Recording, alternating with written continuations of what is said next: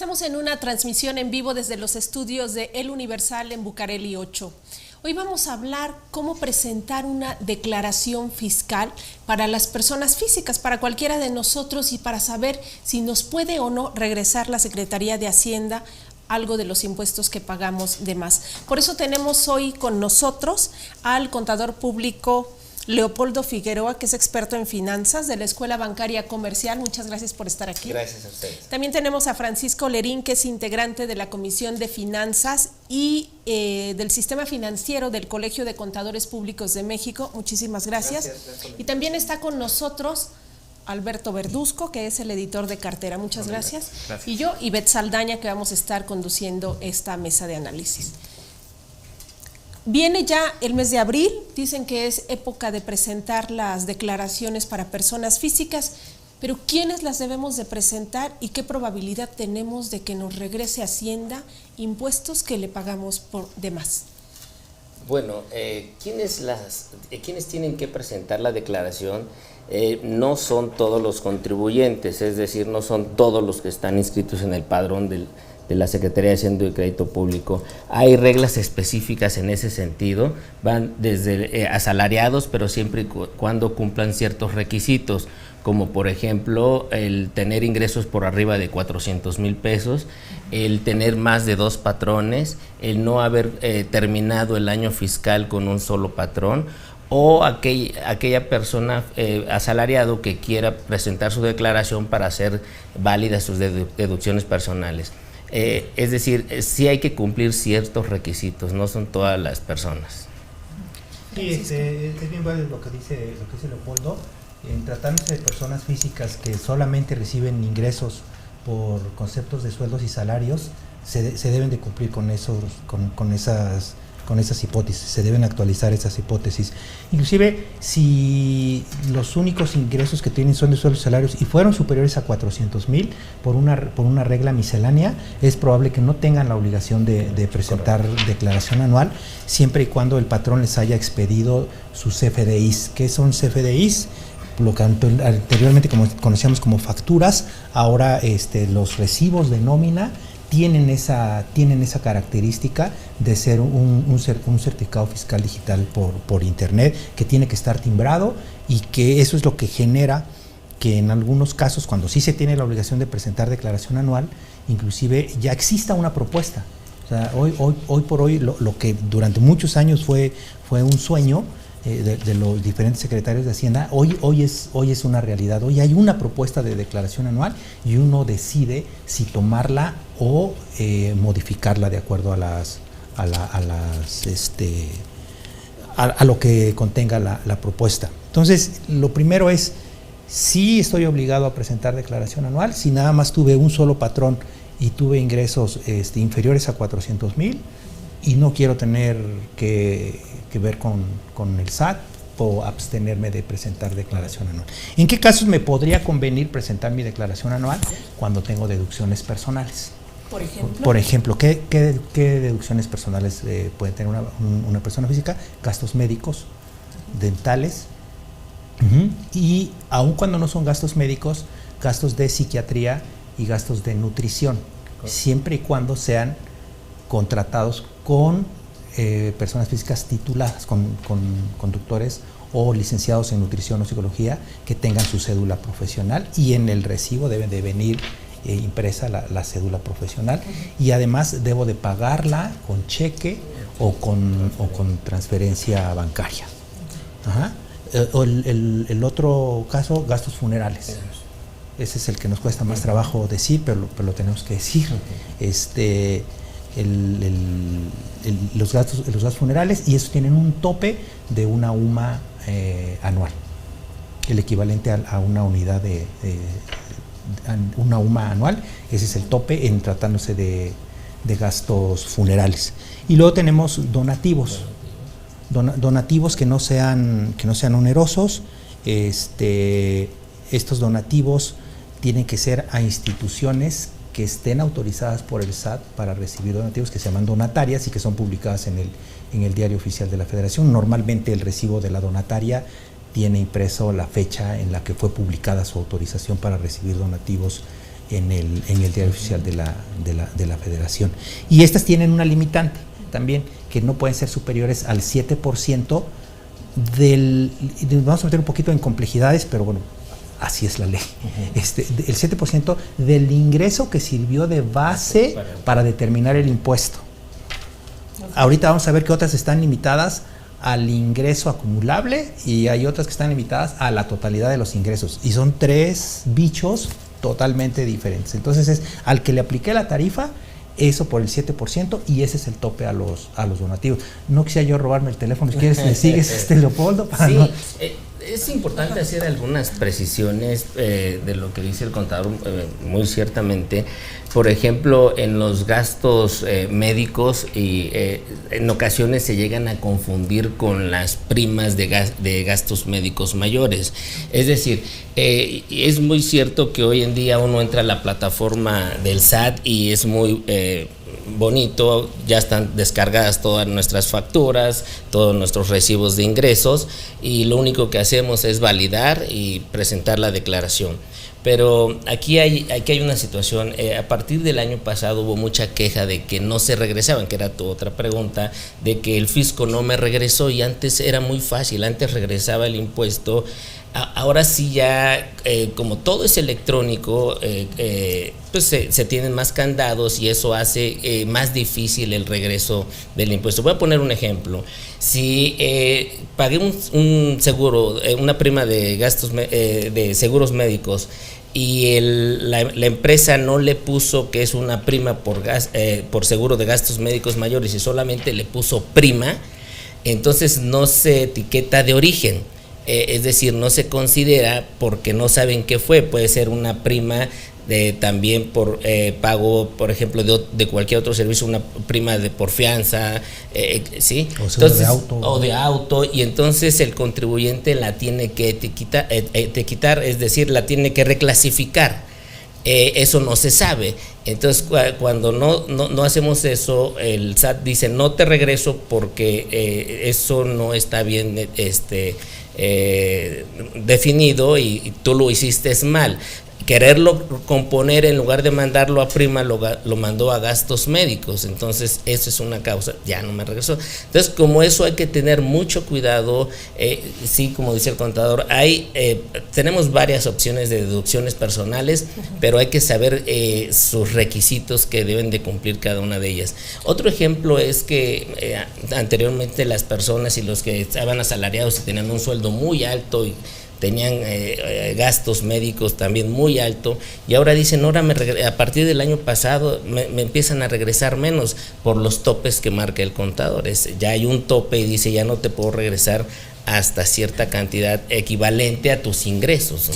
A ver, pero hagamos esta lista. Nos decían que quedamos hasta donativos. Teníamos, nos conviene presentar una declaración a una persona física cuando hagamos gastos médicos, gastos dentales, de psicología, psiquiatría o nutrición, gastos funerales, si recibimos un donativo. O pagamos donativo. Sí, pagamos un donativo. A mí me gustaría nada más aclarar un poquito sobre la conveniencia. Hay algunos casos en el que sí es voluntaria la presentación de mi declaración anual, cuando nada más cobro ingresos por sueldos, salarios y son inferiores a 400,000. Y hay otros casos en los que debo de presentarla. ¿En qué casos? Por ejemplo, cuando tengo 2 patrones. Es una práctica muy común que en algunas empresas los empleados cobran de 2 compañías. En una cobran asimilados salarios, en otra cobran sueldos salarios, o les pagan 2 patrones. Algunos así. Entonces, cuando tengo 2 patrones o cuando tengo 2 actividades, no es una opción, es una obligación. Ahí debo presentar declaración anual. Entonces, el único que lo puede hacer de manera opcional es el que tiene sueldos y salarios con ingresos inferiores a 400,000. Y además, pensando un poco en lo difícil que ha sido obtener las devoluciones, hay que cumplir con un requisito, que debía haberle avisado a mi patrón que yo quería presentar mi declaración anual, y eso debía haberlo dicho en diciembre del año pasado. Entonces, si no le avisé al patrón, el patrón ya hizo el cálculo del impuesto anual, y es probable que yo no he visto el caso, pero lo pueden hacer, que no me toque mi devolución, pues mira, ¿sabes qué? Pues es que el empleador te hizo tu cálculo y no le avisaste, o enséñame la carta donde le dijiste que tú ibas a hacer tu declaración, y entonces pues como no le avisaste, pues con la pena matatena, pero no procede tu devolución. O sea, podría darse el caso. Entonces, continuando con las deducciones personales, hay otra deducción que es intereses reales en un crédito de casa-habitación. Aquí, sí, hipotecas. Hipotecas, básicamente. Entonces, es punto número 1, que sea de mi casa-habitación. Si es un departamento que estoy comprando para rentarlo como una inversión, no procede la deducción, al menos no como una deducción personal, probablemente proceda como una deducción de capítulo en el capítulo de arrendamiento. ¿Y qué son los intereses reales? No todo lo que pago de intereses lo puedo deducir, hay que descontar el efecto de la inflación. Okay. O sea, el interés real es la tasa que pago menos la inflación, el efecto de la inflación sobre el adeudo que tengo con el que otorgó el crédito hipotecario. Y la otra es el valor de la casa, que no puede ser superior a 750,000 UDIs. Entonces hay algunas limitantes ahí para la deducción de intereses. Hay otra que es muy importante. Hablábamos en una ocasión hace un par de meses de las pérdidas que habían tenido las AFORES. Las aportaciones voluntarias o las aportaciones complementarias a los seguros de retiro también son deducibles. Y ahí hay que tener cuidado. Cuando hacemos una aportación voluntaria al seguro de retiro, hay que explicarle a la AFORE y decirle, oye, esta es una aportación voluntaria, la voy a hacer deducible, porque entonces le tienen que dar un tratamiento y el comprobante que nos den es diferente de una aportación voluntaria que no tengo la intención de hacerla deducible. Esta, si a alguien le queda saldo a cargo y quiere hacer esto lo puede, esta es la única deducción de todas las personales que se puede aplicar inclusive hasta un día antes de presentar la declaración anual. Entonces, si hago mis cálculos y me queda mucho a cargo, ¿puedo entrar con esta? Sí puedo entrar con esta deducción, siempre y cuando la haga yo antes del 30 de abril, antes de presentar la declaración anual. Las primas de seguros, que también decía, son primas de seguros de gastos médicos. La transportación escolar en aquellas ciudades donde sea obligatorio. Básicamente son grandes metrópolis, Ciudad de México, Monterrey, Guadalajara. Ajá. Hay una lista de cuáles son las ciudades en donde es obligatorio el transporte escolar. Seguramente lo verán en su bolsillo, lo tienen que pagar a fuerzas. Y hay una deducción rara que nadie la va a tener, que es un impuesto estatal a los sueldos y salarios. Las entidades federativas están facultadas para cobrar un impuesto por sueldos y salarios al empleado, al asalariado. ¿Quién lo ha hecho? Nadie. Entonces, ahí está en la ley, pero nadie la puede tomar.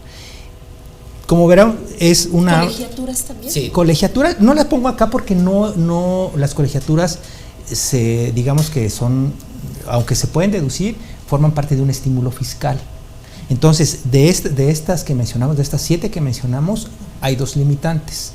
¿Cuáles son las 2 limitantes? Que no pueden exceder de 147,000 pesos aproximadamente. Son el equivalente a 5 UMAS anuales, que viene siendo algo muy cercano a 147,000 pesos. Entonces, sí hay gente que tiene, oye, es que aquí están todos mis recibos o sea, a veces con el puro seguro de gastos médicos ya llego a eso, dependiendo de mi edad y del tipo de seguro que tenga. Entonces, el de la nutrición ya no me sirvió, el del psicólogo tampoco ya no me sirvió. Sí, y más bien este tipo de situaciones pues son con carácter recaudatorio. O sea, es que yo le pida el recibo al nutriólogo con la intención de hacerlo deducible. Cuando vea que ya rebasé los 147,000, pues al que no le va a dar mucho gusto es al nutriólogo, porque él sí va a tener que pagar impuestos por ese recibo que me dio cuando estaba acostumbrado a cobrar en efectivo, ¿no? Entonces, por ahí van las cosas. O puede ser que esos 147,000 inclusive sean menos. ¿En qué casos son menos? Cuando el ingreso que yo tengo es muy pequeño y el otro tope es el 15%, ahí sí, de la totalidad de los ingresos. El 15% de la totalidad de los ingresos, y hasta ahí se llegan mis deducciones personales. ¿Cuáles son las deducciones personales que no entran ¿qué otra deducción adicional tenemos? Las de las colegiaturas. Pero las colegiaturas entran como un estímulo fiscal. entonces no están sujetas a este tope. Puedo tener estos 147,000 de deducciones personales más las colegiaturas. Y ahí hay que tener cuidado porque también hay requisitos especiales, por ejemplo, que esté pagada con cheque, que esté pagada con transferencia bancaria, la forma de pago. Y la otra es los datos del estudiante. O sea, debe venir el nombre completo y debe venir inclusive la CURP. Y sí hemos tenido rechazos de devoluciones porque la factura de la colegiatura no tiene la CURP del estudiante. Entonces, y estas también están topadas, ¿no? Preprimaria 14,200 hasta bachillerato 24,500. Y si lo tengo en la universidad, si ya está en la universidad, si ya está en el ITAM, bueno, pues ya no es deducible. No sé por qué la universidad ya no lo quisieron hacer deducible. Cosas raras como que es más grande la deducción de un profesional técnico que del bachillerato. Algunas cosas así, pero bueno, hay un tope a cada tipo de deducción. Ahí las recomendaciones, digo, ya no lo van a poder aplicar este año, pero para el siguiente año, si papá y mamá trabajan, pues y tienen 2 hijos, pues que uno pague la colegiatura de uno y el otro la colegiatura del otro, para que los dos la puedan tomar la deducción, porque sí, 14,200 de preescolar, puede ser que se lo acaben uno solo, ¿no? Es importante. No, digo, para recordar también a nuestros seguidores del Universal la declaración anual, porque creo que sí pasamos por alto ese dato, empieza a partir del lunes 1 de abril y hasta el martes 30 de abril, a menos de que el SAT abriera un periodo extraordinario, una prórroga que ha llegado a suceder. Pero bueno, para que la gente tampoco no se confíe, es todo el mes de abril. Quisiera preguntarle, la gente que se va a acercar pues a hacer su declaración, ¿cómo revisar los montos precargados? Porque ahora ya es más fácil también, sí. Ya puede uno acceder y están los montos precargados. ¿Cómo hacerlo? Pero además hay algunos casos que sí nos han llegado de que no están precargados sus datos. ¿Qué hacer en esos casos? Y también hay otro asunto, cuando no estás de acuerdo con lo que te precarga ya, digamos, el SAT. En estos 3 casos, por favor. Okay. Hoy en día sí es posible revisar en el portal del SAT esos comprobantes ya cargados que van a ser parte de la declaración. El SAT ahí tiene ya registrados los que ya facturaron, los que prestaron el servicio, pero obviamente si algún prestador de servicio no expidió el comprobante y no lo precargó, pues no va a aparecerle a la persona, o sea, no va a estar registrado. La persona tiene que tener la obligación de solicitarlo. Aquí hay que tener mucho cuidado, porque luego el médico, por ejemplo, puede decir, ok, luego te doy la factura, o luego te la mando, luego te la envío. Y puede ser que no la haga y esa no va a aparecer. Entonces no hay una forma de cómo yo la puedo considerar, o sea, para efectos de deducción. Ahí sí no hay forma de hacerlo. También hay algo muy importante a partir de este año, y es que también se puede consultar o se puede presentar la declaración vía telefónica, es decir, preguntar por teléfono cuánto es lo que tengo de facturas deducibles, cuánto es lo que tengo precargado, y ya se sigue todo un trámite para efecto de decir si estás de acuerdo, pues se va a presentar y te llega tu acuse a tu cuenta de correo, pero el SAT ha dado esas facilidades para efecto de poder verificar esas facturas. Más sin embargo, es obligación del contribuyente estar al pendiente en ese sentido, O sea, si no aparece, no la puede él ingresar, ¿no? ¿Sí?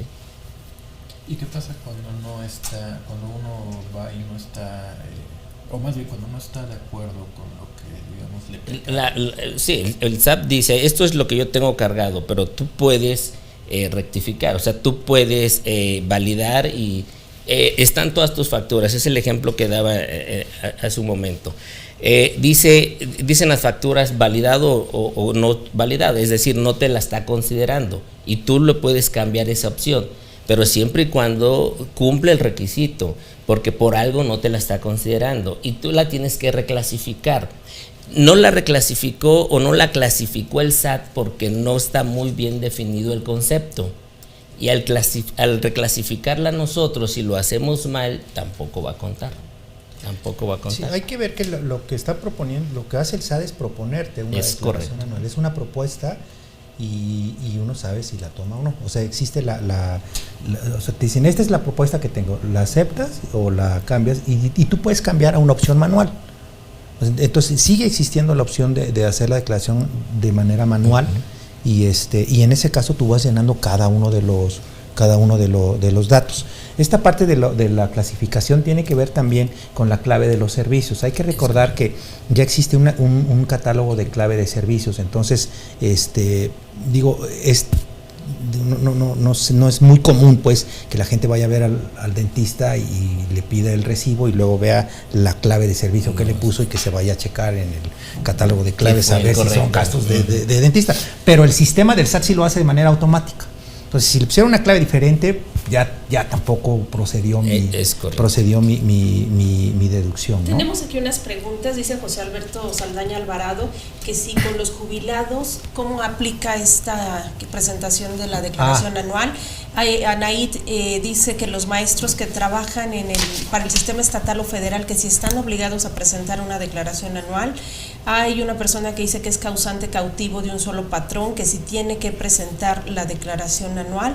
Luego otra persona nos dice que si él está, o cómo saber quién está obligado a presentarlo. Tenemos otra persona, ahorita les dice que ellos pagan, que su esposo es ingeniero, él paga sus impuestos, pero que ella es ama de casa, si también debe o no presentarlos, y que cuando se pagan gastos médicos en efectivo le expidieron una factura, pero dice que cree que no es válida porque no pagó con medios de pago que es electrónico, cheques. Electrónico. Es correcto. Bueno, entre otras más, porque sí están llegando bastantes. Ok, qué bueno que sí. La pregunta, la primera, la de los jubilados es muy importante, porque en el caso que decíamos, puede ser que yo tenga ingresos superiores a 400,000 y no esté obligado a presentar declaración anual, y qué bueno que nos hicieron esta pregunta. Sí, solo sí, esos ingresos no provienen de pensiones, jubilaciones o haberes de retiro. O sea, puede ser que yo sea una persona que sí tuve un ingreso muy elevado este año porque me despidieron y me dieron una indemnización muy alta porque fue mi último año de servicio y también cobré la jubilación en una sola exhibición, o una parte la cobré, algún fondo de retiro adicional que yo tenía y lo cobré en una sola exhibición. En esos casos sí estoy obligado a presentar declaración anual. Respecto de los maestros, no hay una particularidad, no hay una restricción. Entonces, pues si es un ingreso de sueldos y salarios como cualquier otro. No importa que sea del Estado. Claro, ¿no? Pero siempre y cuando hayan rebasado los 400,000 pesos. Si no ganas, o si tiene cosas que deducir. Pero tiene que pero haber debió dicho, haber avisado. Debió de haberlo avisado. Sí, no, eso hay que cuidarlo muy bien. O sea, no es. Porque lo podrían hacer ya para el próximo año. Ok, sí. Claro. Sí. O si desafortunadamente hubo un evento de fallecimiento y tuve yo que enfrentar los gastos de funeral, puede ser que sea el año en el que yo sí le pida a mi patrón que no me haga la declaración anual. Y respecto del que es causante cautivo, otra vez el monto de los ingresos, ¿no?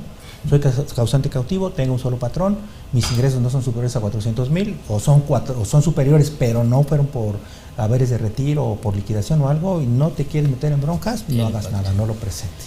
Y la ama de casa, pues entendemos que su trabajo es bastante arduo y difícil, pero no tiene la obligación de presentar. Sí, bueno, por ahí escuché una pregunta de quiénes podían deducir. Al final este video, este foro se puede reproducir porque ya se comentó eso. Para quienes hayan llegado tarde, es un tema que sí ya se trató. El cambio de administración es otra duda que me han comentado algunas personas. El cambio de administración no va a cambiar para nada el tema de cómo es el mecanismo, de cómo es el proceso, pero donde me han preguntado es en el tema del tiempo de las devoluciones. La administración pasada, recortó de manera, o fue más ágil para realizar las devoluciones. ¿Cuánto es el promedio para aquella gente, el promedio de días que pueden esperar su devolución, para que lo sepan? Hay algunos casos en que luego se llega a extender más, si podemos responder. Sí, las devoluciones, ya con todos los medios electrónicos, el SAT las está regresando en un tiempo aproximado de 15 días. Obviamente, si hay retrasos, o cuando se presentan retrasos se dice ya pasó un mes, 2 meses y no me ha regresado, es porque hay una inconsistencia en su declaración. O sea, eso, y lo deja pasar uno y así se quedó. O sea, no es que luego dice, el SAT se tarda ahorita 1 año en regresarme como eran hace muchos años, o se tarda 6 meses, o se tarda 8 meses. No, ahora es prácticamente automática. Cuando no se da es porque hay una inconsistencia en la declaración y hay que revisar por qué está esa situación. ¿Y aún puede pasar cuando el SAT haya hecho la propuesta, la precargada? Que haya una inconsistencia. ¿Puede pasar? ¿Sí? Puede pasar, sí, claro. Tiene que ver también con el monto. O sea, las cantidades que regresan de manera más ágil son montos bajos, para de 20 a 30 mil pesos. Inclusive lo avisa el SAT y dice montos hasta de esta cantidad se van a devolver a los 15 días. Y efectivamente la gente empieza a recibir la devolución. Pero cuando tenemos casos de una liquidación de un trabajador, etcétera, y los montos a favor salen muy elevados, normalmente son devoluciones que vamos a tener que batallar y que nos van a poner muchos peros, nos van a poner doble check, y todos estos requisitos que estamos comentando ahorita nos los van a revisar 2 veces antes de que proceda la devolución. Y es importante, yo no voy a recibir un comunicado donde el SAT me diga te rechacé tu devolución de impuestos. La misma página del SAT hay una opción donde se consulta la declaración. Entonces, al consultar la declaración salen las inconsistencias. Entonces, si se corrigen, podemos optar, entramos nuevamente a la opción de pedir la devolución. O sea, eso es muy importante. O sea, que la gente, los que nos están escuchando, si no les devuelven su impuesto en un periodo de entre 15 y 3 semanas, por ejemplo, hay que revisar en la misma página del SAT qué está pasando. Ahí se revisa qué pasa con mi devolución. Y creo que, también vale la pena decirle a la gente que la declaración la puede hacer uno mismo. Sí. Antes se acudía al contador, no quiero decir que no acudan con ellos, porque sí, en caso de alguna duda mayor, pues siempre es bueno tener a alguien que nos aconseje. Pues yo nada más por último quisiera ahí como mandar el mensaje. Se trata de una obligación fiscal para no tener luego dolores de cabeza. Sí es importante cumplir con este requisito. Pues llegó la hora de despedirnos. Les agradecemos mucho a nuestros invitados, a Leopoldo y a Francisco. Gracias. Creo respondieron la mayoría de las preguntas, de las dudas, pero pues nosotros estaremos muy atentos si hay alguna inquietud más. Nosotros vamos a tratar de responder en la medida de lo posible, pero les agradecemos a quienes nos acompañaron en el foro y pues los invitamos a que continúen en el Universal y en nuestras distintas plataformas con distintos temas. Muy buenas tardes. Gracias. Gracias, buenas tardes.